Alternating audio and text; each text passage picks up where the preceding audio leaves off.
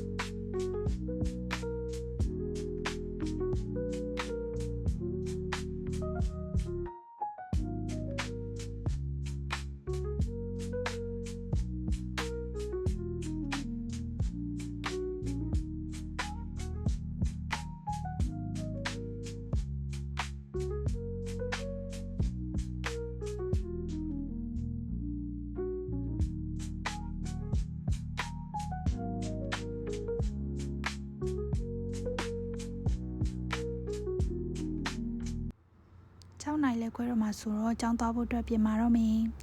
ပြီးရင်ကျောင်းသွားမယ်ခေါ်တော့ပြန်လာပါပြီပြန်လာတာနေရမ်းပူလို့လမ်းမလျှောက်နိုင်လို့ကားနဲ့ပဲဘတ်စကားစီးပြီးပြန်လာလိုက်ပါရဲ့ပြန်ရောက်တော့ဘာရမ်းစာနေလို့ပေါ့နော်ဒီစာထပ်ပြီးစားပါရဲ့ဒီစာစားပြီးလို့ရှိရင်လေစာပြန်လုပ်ပါမယ်ဒီနေ့ကပုံမှန်ရင်လေးတဲ့စားလို့ရှိရင်စာရီအများကြီးလုံနိုင်ခဲ့လို့ပြောလို့ရတယ်ပေါ့နော်